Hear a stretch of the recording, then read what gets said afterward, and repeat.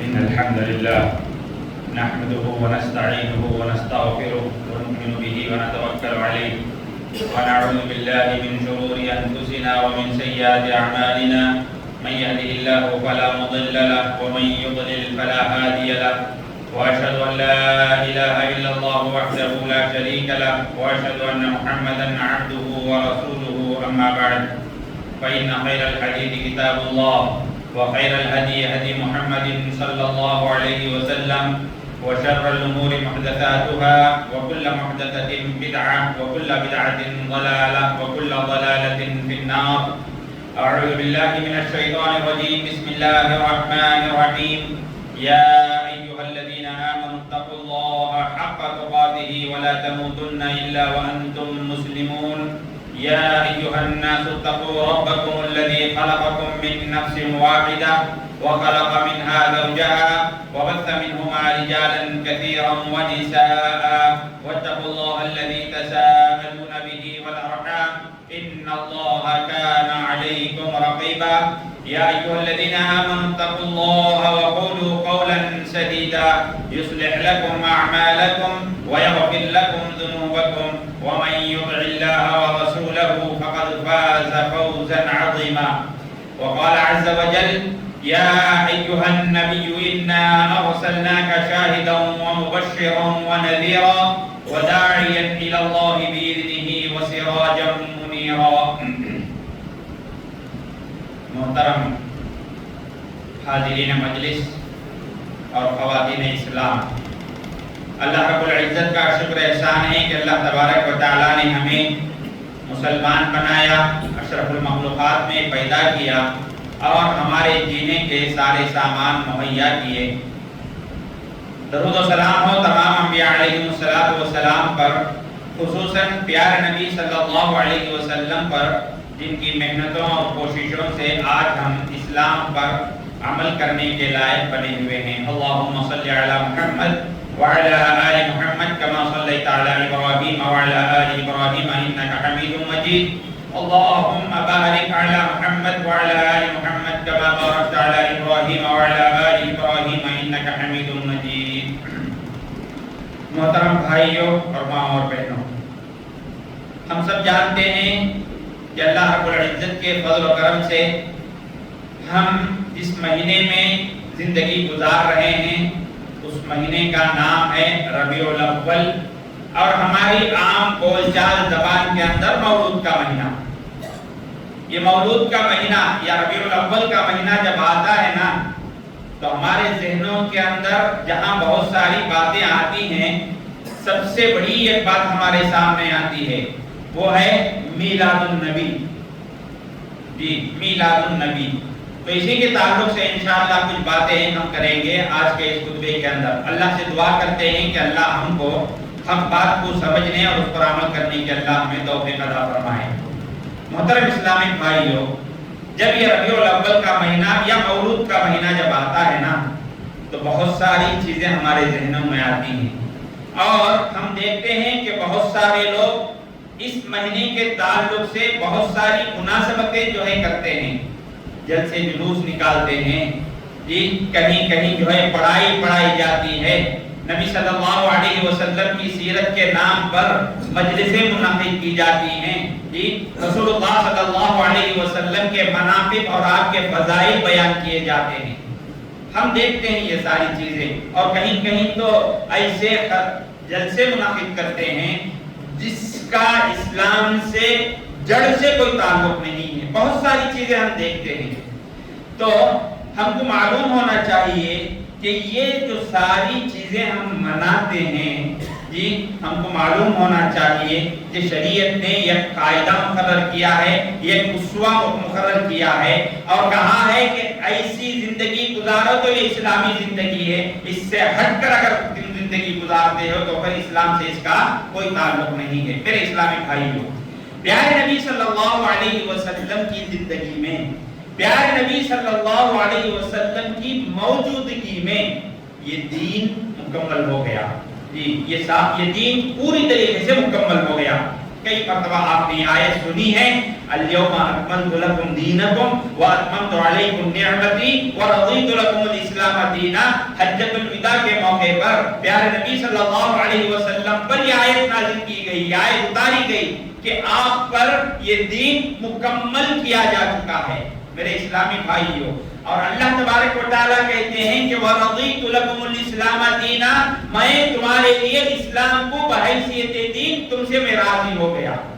اب اللہ کی رضامندی، اللہ کی خوشنودی اور اللہ کی مرضی اگر حاصل کرنا ہو تو ہم کو وہ کام کرنے پڑیں گے جسے رسول اللہ صلی اللہ علیہ وسلم نے اپنی زندگی میں زندہ رہتے ہوئے صحابہ کو جو طریقہ بتایا، جو نمونہ بتا کر دیا، جو چیزیں بتا کر دی، اگر ہم وہ کریں گے رضیت لکم الاسلام دینا، اللہ ہم سے راضی ہوگا، ہمارے کاموں سے راضی ہوگا۔ کب؟ جب ہم رسول اللہ صلی اللہ علیہ وسلم کی زندگی میں خود رسول اللہ صلی اللہ علیہ وسلم بتا کر گئے ہیں، اس پر اگر ہم عمل کرتے ہیں انشاءاللہ اللہ ہمارے کاموں سے خوش ہوگا اور اس کا بدلہ انشاءاللہ اللہ ہمیں ادا کرے گا۔ جی اب یہاں ہم کو ایک بات سمجھنے کی بڑی ضرورت ہے میرے بھائیوں، میں دل کے رنج اور غم کے ساتھ آپ سے کہتا ہوں کہ ہم وہ کام کرتے ہیں، ہمارے کام کا رویہ اور طریقہ وہ ہے جس سے اسلام کا کوئی تعلق نہیں۔ پیارے نبی صلی اللہ علیہ وسلم قربان جائیے آپ کی زندگی پر، پیارے نبی صلی اللہ علیہ وسلم کیسی زندگی گزارے، کیسا جو ہے لوگوں کو نصیحت کیے، کس حساب سے جو ہے لوگوں کے سامنے اس دین کو پیش کیے۔ میرے بھائیوں میں درد مندانہ اپیل آپ سے کرتا ہوں، جس نبی نے پیشاب کا طریقہ تک بتایا، جس نبی نے کھانے پینے کا طریقہ تک بتایا، جس نبی نے سونے کی دعائیں سونے کا طریقہ بتایا، اگر یہ میلاد اور میلاد جیسی جو ہے بدعات کی چیزیں اگر اسلام کے اندر جائز ہوتی، کیا پیارے نبی صلی اللہ علیہ وسلم اس کو چھوڑ دیتے تھے؟ کیا آپ بھول گئے؟ اعوذ باللہ، اگر یہ بات ہم کرتے ہیں تو گویا کہ ہم نے آپ پر تہمت لگائی۔ ثم اعوذ باللہ، پیارے نبی صلی اللہ علیہ وسلم کے بارے میں قرآن نے کہا یا ایھا الرسول بلغ ما انزل الیک من ربک، اے رسول آپ پر جو کچھ اتارا جاتا ہے آپ لوگوں کو پہنچا دیجئے۔ پیارے نبی صلی اللہ علیہ وسلم نے چھوٹی سے بڑی چیزیں تک، جڑ سے آنی تک ساری چیزیں آپ نے لوگوں کے سامنے ایک ایک کر کے جو ہے رکھ دی۔ پیشاب کا طریقہ بتانے والے نبی میلاد اگر جائز ہوتی تو کیا نہیں بتاتے؟ میلاد النبی اگر جائز ہوتا تو کیا پیارے نبی ہم کو بتا کر نہیں جاتے؟ ذرا سوچ کر دیکھو، ذرا غور کر کے دیکھو، چھوٹی چھوٹی چیزیں بتانے والے نبی۔ اچھا ابو ذر غفاری رضی اللہ تعالیٰ عنہ کی ایک بڑی پیاری حدیث ہے، آپ اس حدیث کو یہاں سے لے کر جاؤ۔ وہ کہتے ہیں ابو ذر غفاری رضی اللہ تعالیٰ عنہ، پیارے نبی صلی اللہ علیہ وسلم آسمان پر ایک پرندہ اڑ رہا ہے، اس پرندے کے علم کے تعلق سے اگر اس کے اندر امت کو کوئی فائدہ ہوتا نا، وہ بھی پیارے نبی صلی اللہ علیہ وسلم امت کو سکھاتے، امت کو بتاتے۔ کیا مطلب ہے اس کا؟ کیا مطلب ہے اس کا؟ آسمان میں اڑنے والے پرندے کے علم سے بھی اگر امت کو فائدہ ہے آپ بتاتے۔ ایسا رہنے والے نبی ہم کو میلاد کے تعلق سے اگر کوئی چیز شرعی ایسے سے جائز ہوتی چھوڑ کر جاتے؟ میرے بھائیو ہرگز نہیں چھوڑتے، ہرگز نہیں چھوڑتے۔ ہم نے اس کو بنا لیا ہے، ہم نے اس کو بنا لیا ہے، نہ شریعت سے اس کا کوئی تعلق، نہ جو ہے ہمارے اکابرین اور سلف سے اس کا کوئی تعلق ہے، ہم نے بنا لیا ہے۔ میں آپ کو بعد میں کب سے یہ شروع ہوا بتاؤں گا انشاءاللہ۔ تو سب سے پہلی بات، جی کچھ بنیادی باتیں جو میں آپ کو بتاؤں گا۔ سب سے پہلی بات، رب کے رضامندی اگر ہم کو چاہیے، وَرَضِيتُ لَكُمُ الْإِسْلَامَ دِينًا جو بتایا گیا ہے، رب کی رضامندی ہم کو چاہیے تو ہم کو وہ کام کرنا چاہیے جو نبی کی زندگی میں خود نبی نے اپنی امت کو پوری طریقے سے کھول کھول کر جو بتا دیا نا، اس پر اگر ہم عمل کریں گے انشاءاللہ رب کی رضامندی حاصل ہوگی۔ اب آپ دیکھ لو، آپ دیکھ لو، کیا نبی نے کبھی اپنی زندگی میں، نبی بنائے جانے کے بعد 23 سالہ زندگی آپ نے گزاری، اس 23 سالہ زندگی میں کبھی آپ نے اپنی امت کے سامنے کبھی کہا کہ میرا میلاد مناؤ؟ میلاد کیا ہوتا ہے؟ میلاد کا معنی کیا ہے؟ میلاد کا معنی کیا ہے؟ یہ سب سے پہلے معلوم ہونا چاہیے۔ میلاد کا معنی کیا ہے؟ میلاد کا معنی ہے پیدائش۔ میلاد کا معنی ہے پیدائش۔ ہمارے عام بول چال زبان میں برتھ ڈے، برتھ ڈے، تو کیا یہ برتھ ڈے منانا جائز ہے؟ ہم بچوں کو نصیحت کرتے ہیں بچے کا برتھ ڈے منانا جائز نہیں۔ جس دین کو، جس شریعت کو ہمارے پیارے نبی صلی اللہ علیہ وسلم نے ہم کو دیا، ہم ان کا برتھ ڈے منانے جاتے ہیں۔ شریعت کے اندر کہیں بھی اس کی کوئی بھی دلیل نہیں۔ پیارے نبی صلی اللہ علیہ وسلم کی 23 سالہ زندگی میں کہیں بھی اس کی ایک جو ہے مثال، ایک حدیث ہم کو نہیں ملتی ہے۔ سب سے پہلی بات میرے اسلامی بھائی، دوسری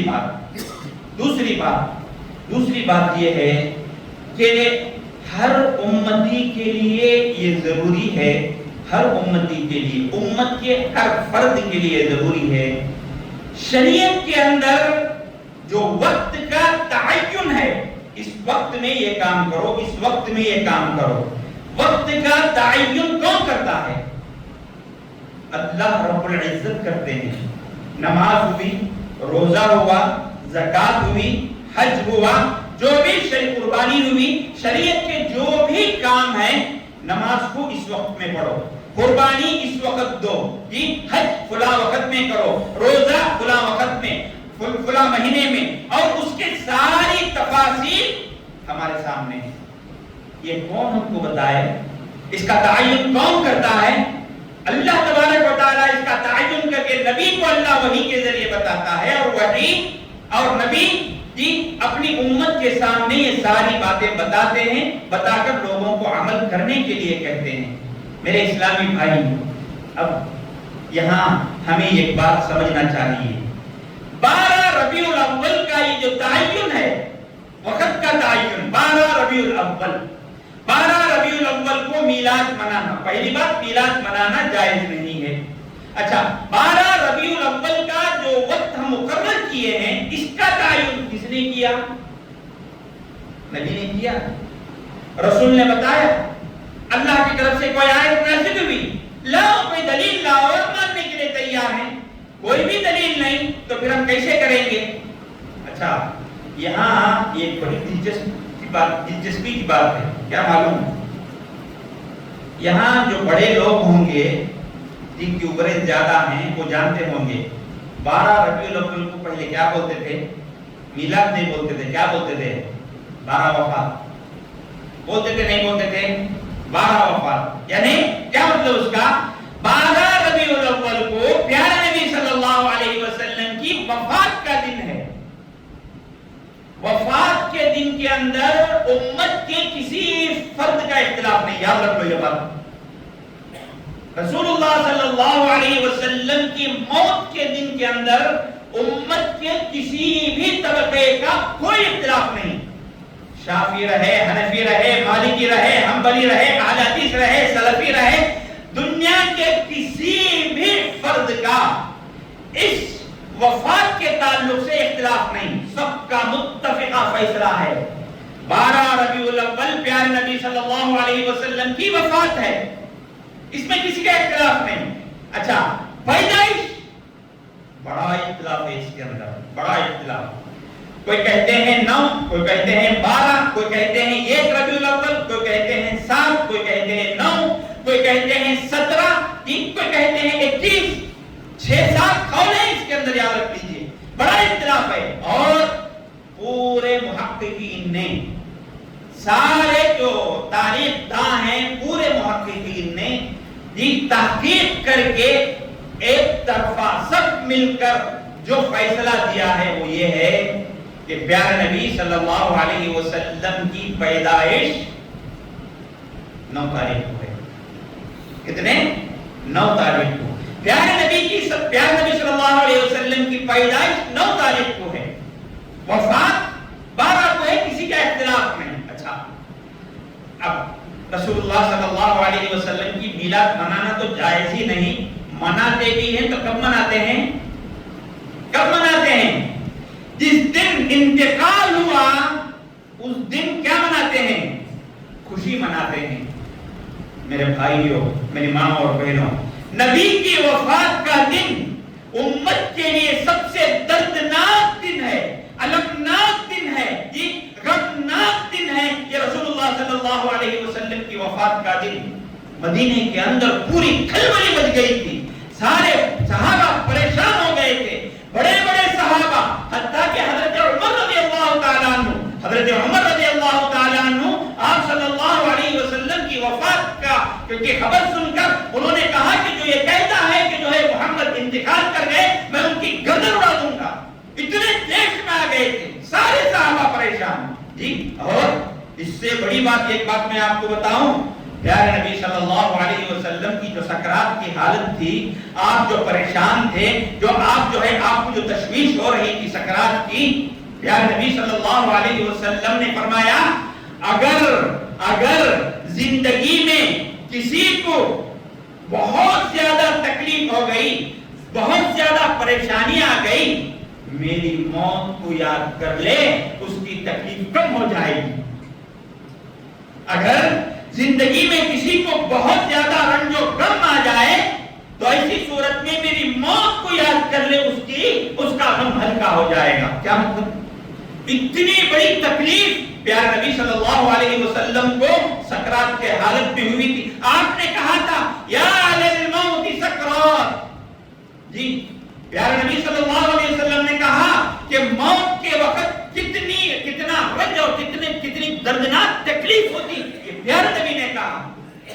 ایسے تکلیف کے موقع کو دیکھتے ہوئے، ایسے تکلیف کے دن میں جی بیچارے جاہل لوگ، بیچارے کم علم لوگ، بیچارے نادان لوگ کیا کرتے ہیں؟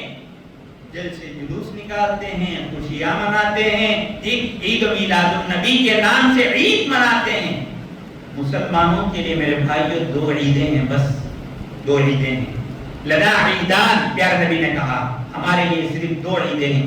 تیسری عید کس نے لائی؟ یہ تیسری عید کس نے لائی؟ میں آپ کو بتاتا ہوں کس نے لائی۔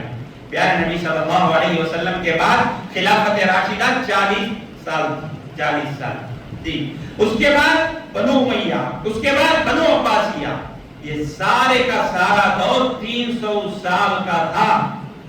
مسلمانوں کا بہترین یہ دور کہلاتا ہے، 300 سالہ دور، اور مسلمانوں کی حکومت دور دور تک اپنا ڈنکا جمائے ہوئی تھی۔ دشمنوں نے دیکھا کہ مسلمانوں کو کسی طریقے سے ہم زیر نہیں کر سکتے، انہوں نے کہا کہ ان کے اندر خود جو ہے، ان کے اندر خود اختلافات پیدا کرو، ان کے اندر خود گمراہی پیدا کرنے کے راستے ڈھونڈو۔ ڈھونڈ نکالا ان لوگوں نے، اور اس کے بعد فاطمی دور کا ایک بادشاہ، اچھی طریقے سے سن لو، فاطمی دور کا ایک بادشاہ سب سے پہلے 430 ہجری کو، کتنے؟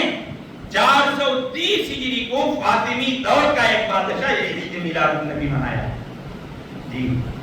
430 ہجری تک کوئی عید میلاد النبی نہیں، عید کا کوئی نام نہیں۔ بعد میں آنے والی یہ ایک بدعت ہے جس کو ہمارے مسلمان نادان بھائیوں نے جو ہے اس کو پکڑ رکھا ہے۔ اور معلوم ہے آپ کو جو لوگ نہیں مناتے نا ان پر تانے کسے جاتے ہیں، جو عید نہیں مناتے ان پر تانے کسے جاتے ہیں، کہتے ہیں کہ ان کو نبی سے محبت نہیں ہے۔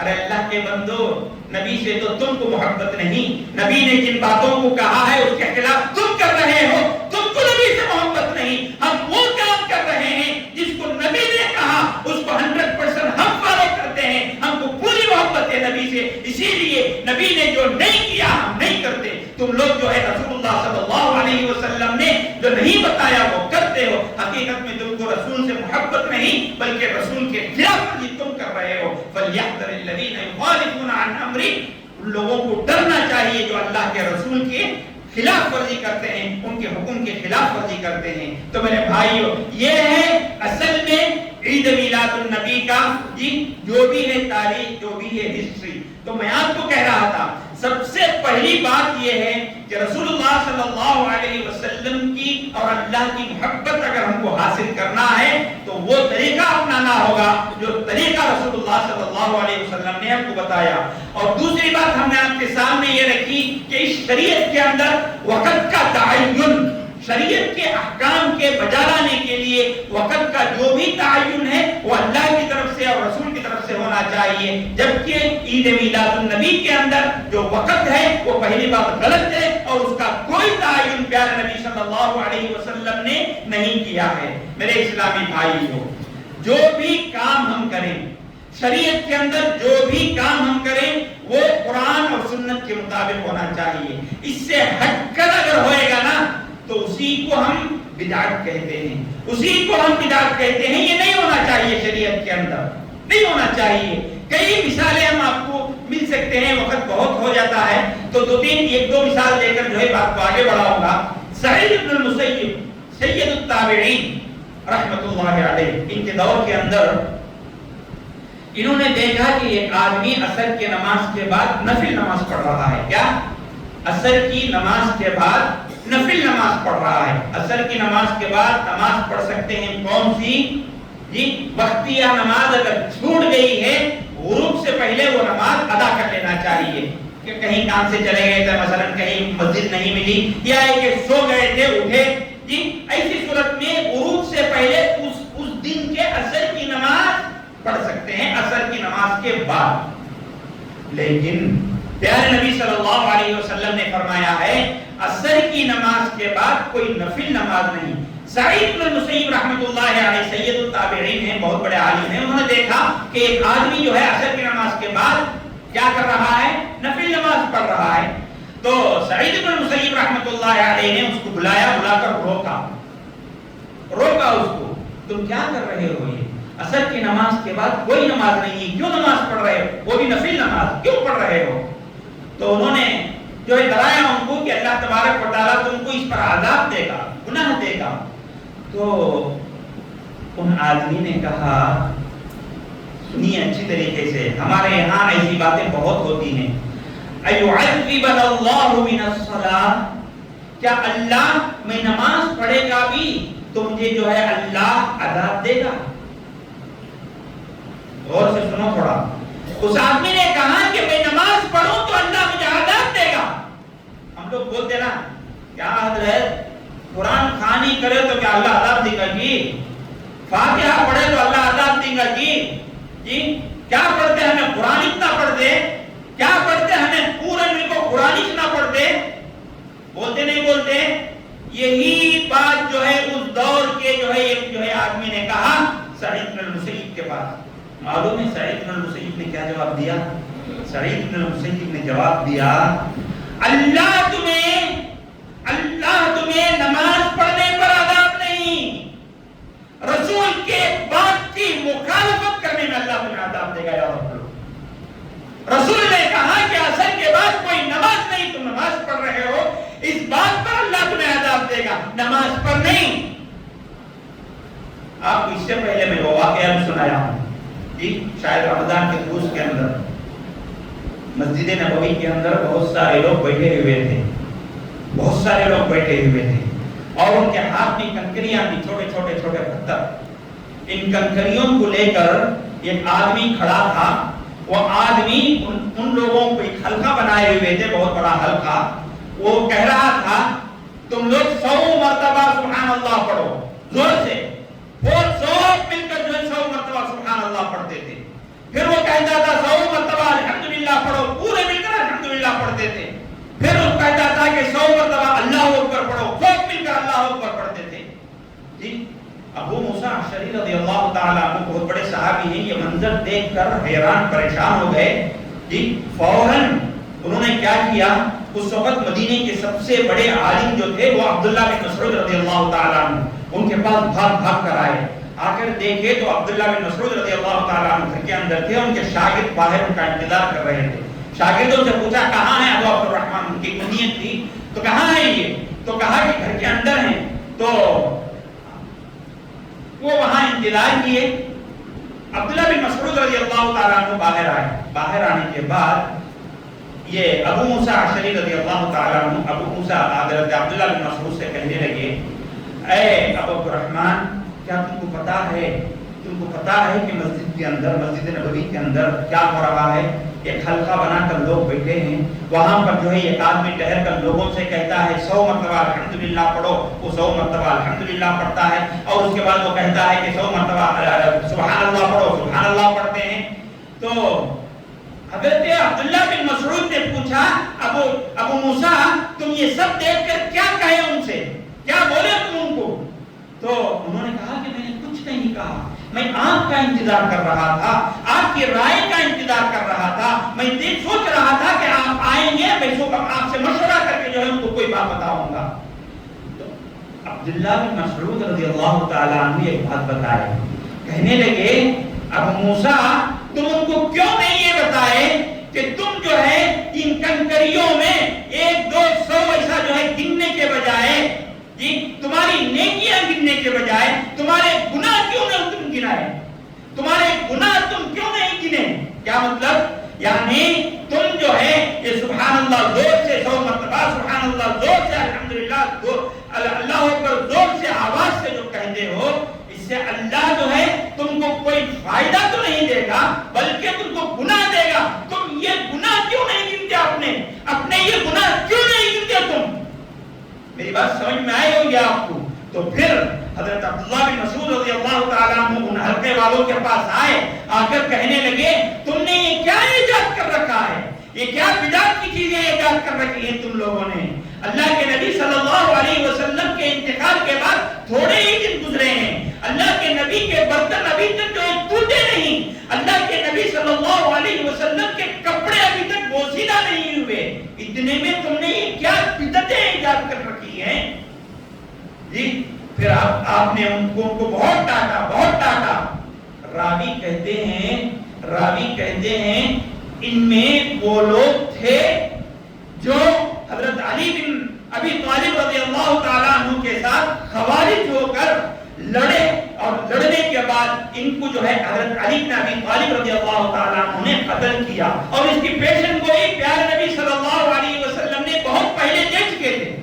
آپ بہت پہلے بول چکے تھے کہ ایسے لوگ پیدا ہوں گے اور ان کو میری امت کے کچھ لوگ قتل کریں گے, یہ لوگ ایسے ہوں گے, ان کی نمازیں ایسی ہوں گی کہ تم اپنی نمازوں کو صحابہ کو, تم اپنی نمازوں کو ان کے سامنے حقیر سمجھو گے, ان کا ذکر ایسے ہوں گے کہ تمہارا ذکر ان کے ذکر کے سامنے تم اپنے آپ کو حقیر سمجھو گے.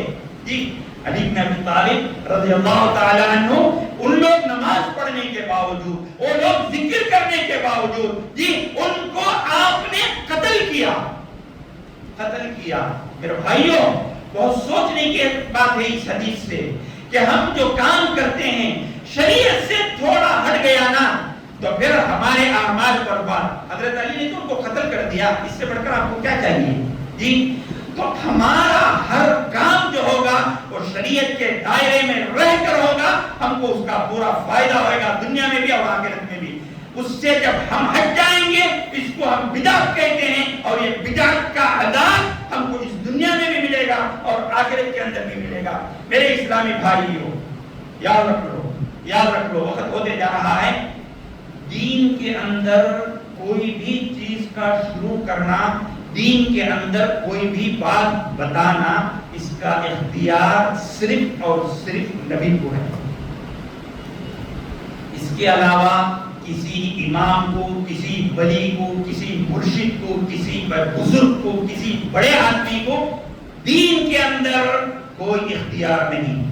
حتیٰ کہ غور سے سنو, حتیٰ کہ نبی کو بھی اگر اللہ نے نہیں بتایا, نبی کو بھی اختیار نہیں.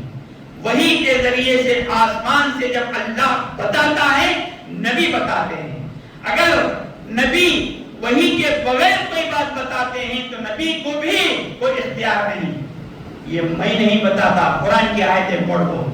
وَلَوْ تَقَوَّلَ عَلَيْنَا بَعْضَ الْأَقَاوِيلِ لَأَخَذْنَا مِنْهُ بِالْيَمِينِ ثُمَّ لَقَطَعْنَا مِنْهُ الْوَتِينَ فَمَا مِنْكُمْ منکم من احد عنہ حاجزین. سبحان اللہ. نبی کے بارے میں اللہ کہتے ہیں اگر نبی اپنے طرف سے کوئی بات بتائیں گے من گھڑت بات، تکول کہتے ہیں من گھڑت بات کو، استغفر اللہ، نبی اپنی طرف سے کوئی بات بتائیں گے لَأَخَذْنَا مِنْهُ بِالْيَمِينِ، ہم ان کو سیدھے ہاتھ سے پکڑ لیں گے. اب اللہ کا ہاتھ کیسا ہے اللہ ہی جانتا ہے، یہ عقیدے کے تعلق سے.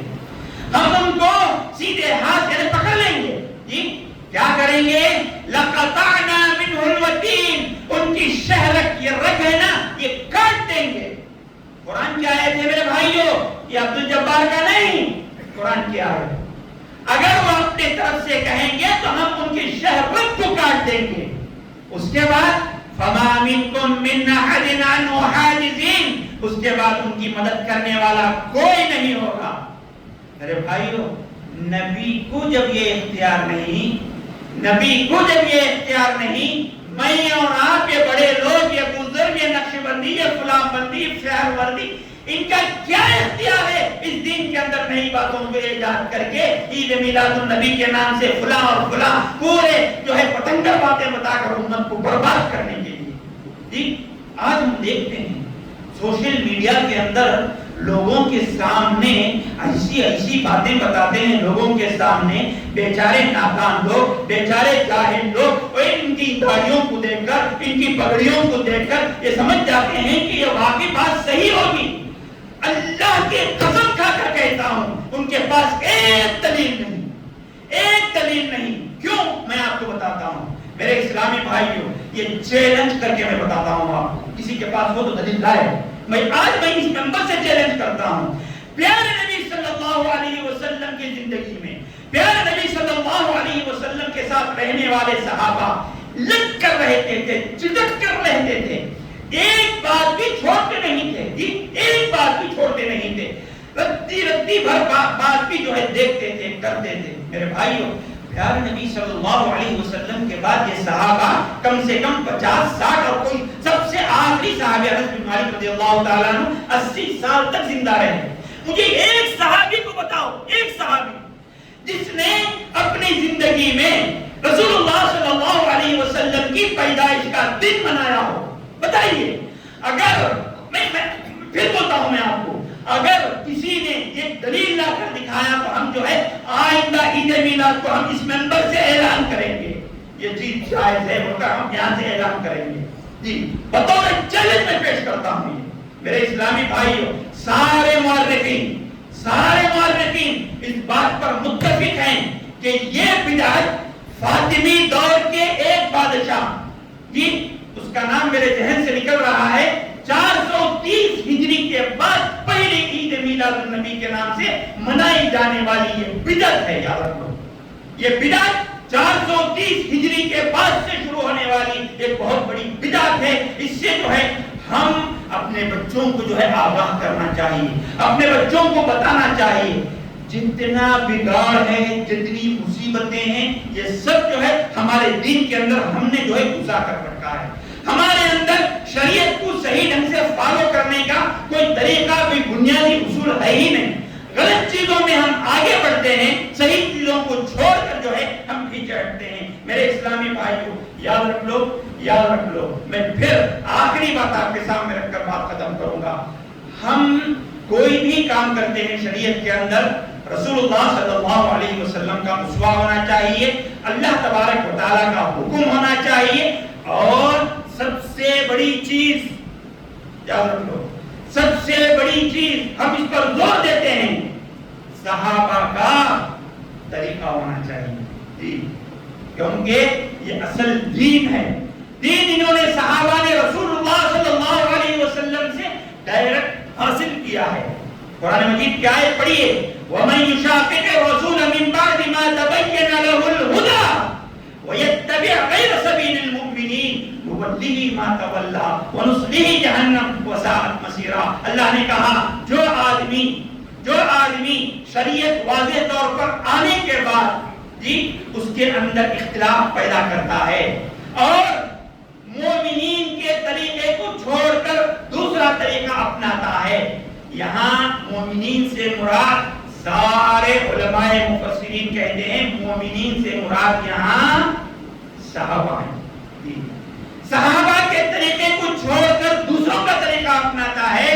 اللہ کہتے ہیں نولیہ ما تولا، ہم اس کو اسی موڑ پر پھیر دیں گے جہاں وہ پھرتا ہے. یعنی جو کام اس کو وہ کرتا ہے اسی پر ہم اس کو چھوڑ دیں گے. اور اس کے بعد ونصلیہ جہنم، ہم اس کو جو ہے جہنم میں داخل کریں گے. ٹھکانہ جہنم ہے. بدعات کا ٹھکانہ جہنم میں یاد رکھ لو. میرے اسلامی بھائیوں، باتیں تو بہت ہیں، وقت کی قلت ہے. انشاءاللہ کسی اور موقع پر اس کی تفصیل آپ کے سامنے انشاءاللہ ہم رکھیں گے. لیکن بات اتنی ہے کہ پیارے نبی صلی اللہ علیہ وسلم کے ساتھ میں رہنے والے یہ صحابہ کبھی بھی کسی بھی وقت کہیں بھی ہم کو ایک ضعیف حدیث بھی یہ نہیں ملتی کہ کسی صحابی نے نبی کی یوم پیدائش منایا تھا. جبکہ یوم پیدائش ہم مناتے ہیں غلط. جیسے کہ میں نے آپ کو کہا کہ جو ہے 12 ربیع الاول جو ہے وہ آپ کے وفات کا دن ہے، اور صحیح یہ ہے کہ آپ کی پیدائش کا دن 9 ربیع الاول ہے. گویا کہ رسول اللہ صلی اللہ علیہ وسلم کی وفات پر ہم خوشی مناتے ہیں، اچھے کپڑے پہنتے ہیں اور مٹھائیاں تقسیم کرتے ہیں. بعض لوگوں کے پاس تو مجھے اچھی طریقے سے معلوم ہے کہ بعض لوگوں کا یہ طریقہ ہے کہ کوئی نہ کوئی جو ہے ایک نیا کپڑا اس دن پہننا، پورے کپڑے لیتے بھی پرواہ نہیں. یہ کپڑا ایک گلچپ بھی لے گا نبی، یہ بنیت بھی نبی پہننا. یہ ہے بھائی میرے بھائیو امت مسلمہ کا طریقہ. کہاں سے مدد ملے گی؟ رب کی طرف سے ہمیں کہاں سے مدد ملے گی؟ جی دین کا ہمیں کوئی سروکاری نہیں ہے، دین کا کوئی صحیح طریقہ ہے ہماری زندگی میں نہیں. رب ہم سے کہاں سے راضی ہوگا اور رب کی مدد ہم کو کہاں سے ملے گی؟ میرے بھائیو بہت غور کرنے کی باتیں ہیں. اس میں میرا فائدہ یا آپ کا نقصان نہیں ہے. جو چیز واضح ہے ہماری ذمہ داری ہے، ہم آپ کے حوالے کرتے ہیں. آپ خود جو ہے ان باتوں پر غور کیجئے اور اس پر عمل کرنے کی کوشش کیجئے. اپنے بچوں کو ان باتوں کو بتائیے تاکہ آنے والی نسلیں کم سے کم ان بدعات سے جو ہے دور رہ کر صحیح اسلامی زندگی گزار سکیں. ورنہ ہمیں اس میں کوئی فائدہ نہیں ہے. ہماری ذمہ داری ہم ادا کرتے ہیں تاکہ کل رب کے سامنے ہم پکڑے نہ جائیں. جب بات تجھے معلوم تھا تو کیوں نہیں بتایا؟ میں رب کے سامنے کہوں گا اے اللہ مسجد الاحسان کے جمعے کے خطبے کے اندر 100-150 آدمیوں کے روبرو میں نے تیرا یہ کلام پیش کر دیا ہے. میرے پروردگار میری ذمہ داری رہی ہے. میرے بھائیوں ہم اپنی ذمہ داری ادا کر رہے ہیں. آپ سے ہم مؤدبانہ گزارش کرتے ہیں، عاجزانہ گزارش کرتے ہیں، دین کی یہ باتیں سمجھنے کی کوشش کریں. اس میں مسلک کا اختلاف نہیں، اس میں جو ہے تو اور میں کا اختلاف نہیں. یہ دین کی بات ہے، یہ شریعت کی بات ہے. اس کو سننا، سمجھنا اور اس کے مطابق عمل کرنا یہ میرے اور آپ کا فریضہ ہے. اللہ سے ہم دعا کرتے ہیں کہ اللہ تبارک و تعالی ہم کو کہنے اور سننے سے زیادہ ان باتوں پر عمل کرنے کی توفیق عطا فرمائے. اللہ ہم کو جب تک اس دنیا میں رکھ صحت سلامتی کے ساتھ رکھ، جب موت دے تو ایمان کی حالت میں موت دے. آمین. وآخر دعوانا الحمدللہ رب العالمین. بارک اللہ لنا ولکم بالقرآن العظیم ونفعنا وإياكم بما فيه من الآيات والذكر الحكيم. إنه تعالى جواد كريم ملك قديم رؤوف رحيم ورب حليم.